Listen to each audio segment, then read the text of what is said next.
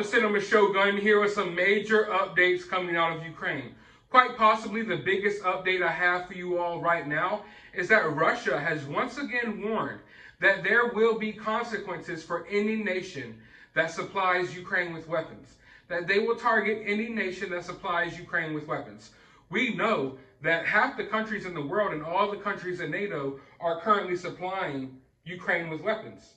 There are weapons convoys as we speak on the road headed into Ukraine. But not just that. Yesterday I reported to you all about the EU supplying these new fighter jets to the Ukrainian army. I believe the number now is up to 70 fighter jets. Well, not just that. They've actually transported some of these Ukrainian pilots to Poland, and they are launching and taking off with these new fighter jets directly from Poland. And it is being said that they're going to be able to utilize the runways and airports in Poland to launch these offensive attacks on Russia. So these fighter jets won't be taking off from Ukraine, they'll be taking off from Poland. And that, my friends, is extremely dangerous. They continue to poke the bear here. I think they're underestimating what Putin might do. And don't get me wrong, I mean, it's an extremely delicate situation here. But you don't want to do something that's going to cause more lives to be lost.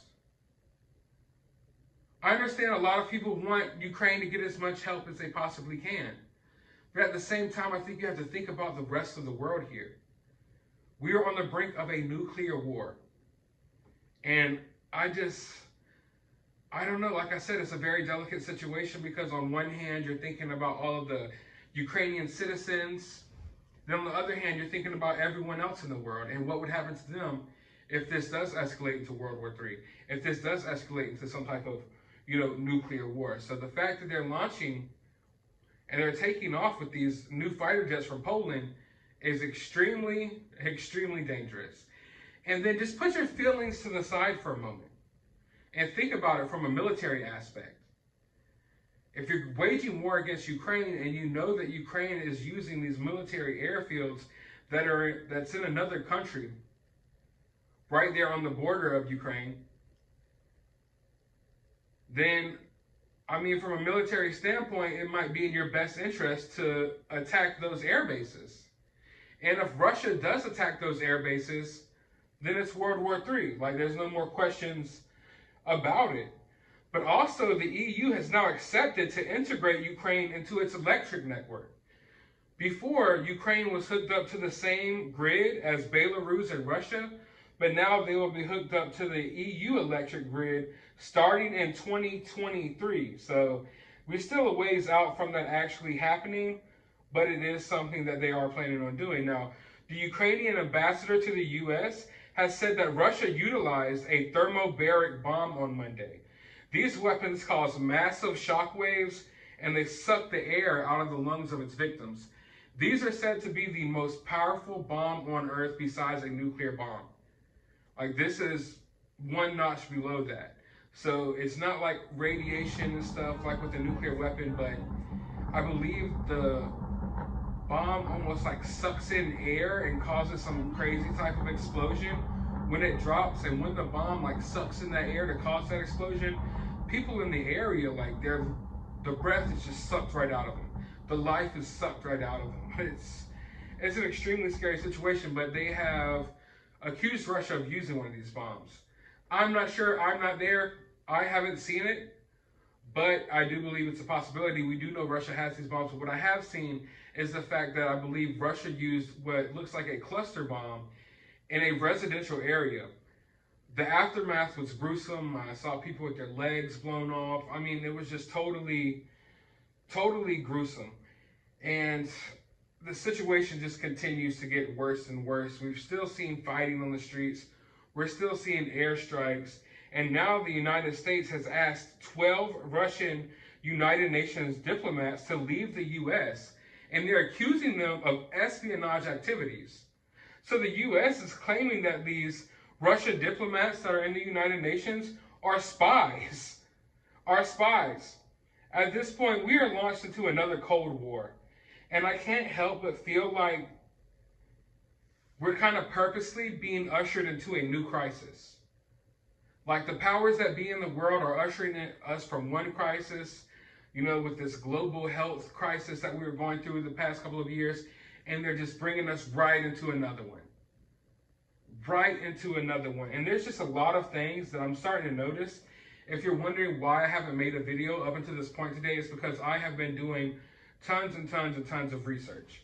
As I've been covering this story, I've started to notice a lot of things that are just downright questionable to me.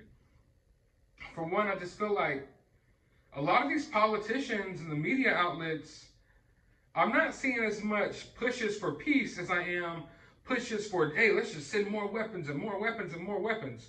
It's like they want this fight. Like it's in their best interest that this fight keeps going and it's as bad as it possibly can be. And I just told you that about the fact that Russia keeps reiterating the fact that anybody who supplies Ukraine with weapons will be targeted as well. Yet more and more countries still continue to pour in weapons. And the Pentagon has now declined to answer what they would do if Russia targets one of these convoys of weapons that are headed into Ukraine. They were asked about it at a press conference today, and they would not answer that question. They literally asked them right on the site about the fact that, Russia keeps reiterating that they don't want anyone supplying Ukraine with weapons. And they asked the people at the Pentagon, well, what would you do if Russia targets one of these convoys that you're sending into Ukraine? And they wouldn't answer that question. What would they do? The fact is, if they did respond to it, it would be probably the end of the world. It's really, this situation is that sensitive, that it could bring about the nuclear end of the world. But going back to what I was saying, I would be lying to you all if I said that I haven't started to notice some red flags from the situation. There's just some extremely weird things going on here. Now, I told you all from the beginning that I've been trying to cover this story from a on-the-ground perspective, giving you an idea of, from a military standpoint, of what's going on in the ground in Ukraine. I haven't been trying to tackle, why this is going on in Ukraine, what type of shady stuff is going on behind the scenes in Ukraine and with this whole entire situation, but there's definitely a lot of shady stuff going on. And I want to sit down and have an adult conversation with you all about it, because there's just a lot of concerning things here to me. One thing that I do want to point out in this video is I'm starting to notice a trend of abandoned Russian tanks and armored vehicles in Ukraine. And something about it just does not sit right with me. I don't believe that the Russian army would just drive these expensive ass tanks into the middle of Ukraine and just leave them there. Now, reports on CNN and various other news outlets are trying to say that these tanks have all run out of gas and Russia can't afford to gas up these tanks. That's bogus BS. America currently, right now, we're getting our gas from Russia. So all of these sanctions that you see put on Russia, a lot of it's bogus because at the end of the day, we're still getting our gas from them. So no, I don't think Russia's having a problem gassing up these tanks. I'm not sure why a lot of this military equipment seems to be just dropped in the middle of Ukraine. But Ukrainian citizens are literally walking up the tanks. They're fully fueled. They're getting in them and driving them around. I kid you not. And it just brings me back to something that I saw personally in my life a couple of years ago, when a lot of these BLM protests were breaking out. There was one that happened in my city. And I noticed that when I was downtown and this protest was taking place, that our whole Civic Center parking lot was full of old school buses that seemed to be repurposed school buses.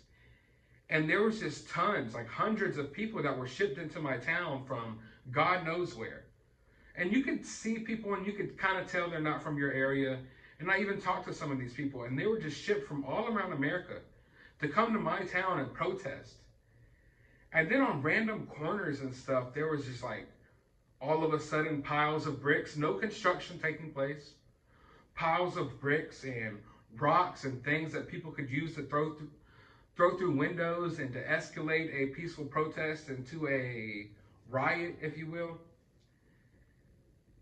And it just looks oddly familiar, when I look at these places in Ukraine and there's these weapons, Russian abandoned weapons that are just left in the middle of their cities. It's really weird. Some of these tanks cost millions upon millions of dollars. Then you have to think about it like this. If you're in a tank, right, and you're in hostile territory, you're invading a country, you are in a perfectly good tank. Do you think that anyone in their right mind would get out that tank and just walk their happy ass back to Russia or wherever the hell they're going? Hell no. Why not be perfectly safe or safer in a freaking tank? And it's not just, I've seen so many situations where this is taking place, like all over Ukraine. And sometimes it's not just like, oh, there's just this one abandoned tank. There's just whole like little convoys of them. These just random weapons that are just supposedly abandoned and stashed all around Ukraine. That are going to, and these weapons are just going to make the fight worse. They're going to make more people lose their lives. But that's just one thing that I'm starting to notice. That's the tip of the iceberg here, folks. There is a lot of shady stuff going on, and there's a lot of things that are starting to not make sense. And I always tell you, with any news story I cover, that you need to dig deeper than the surface. And you know, I've been digging deeper than the surface, and there's a lot of things that don't add up to me. And I want you all to understand, because some people are wondering, why have I been so focused on covering this story? I picked up on this story well before the media did. The mainstream media was still like trying to scare parents into forcing their kids to wear masks in kindergarten and random stuff like that. The mainstream media was still talking about that stuff when I was already talking about this conflict that was brewing over here in Ukraine. So this was a story that I was interested in and that I was covering. And whenever I cover a story, I usually try to cover it until the end. So I'm not covering this story, and I didn't pick up on this story because it's the #1 news story in the mainstream media now.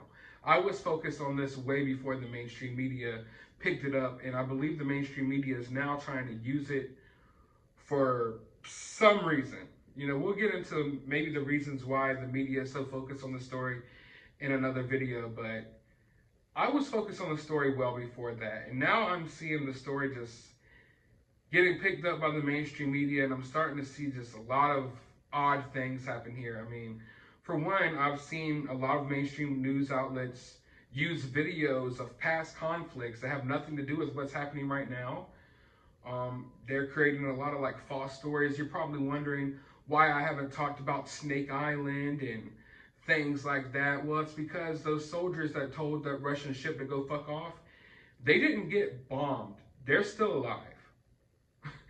So there's a lot of fake stories out there, and I'm doing my best to try to navigate through the propaganda, but I myself am still a victim of some of it. I'll be honest, because this is just on a whole nother level that I was not prepared for. But I'm continuing to look into the story, and I'm just gonna do my best to decipher from the BS. And I just want to have a conversation with you all about some red flags that I am noticing from this, because I wouldn't feel right if I didn't bring that to your attention. But just that little bit of information that I brought to you all right there, I think that's something I want you all to think about here, because there's something bigger going on here.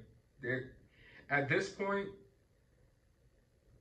I've noticed too many things, too many weird things and coincidences here, that I'm just feeling like there's something bigger going on here for sure. But I want to talk to you all about that in the future. But for now, let me know your thoughts about this down in the comments below. While you're down there, hit that thumbs up button, hit that subscribe button, ring that notification bell. And as always, just be thankful that you're not stuck in a situation like this one.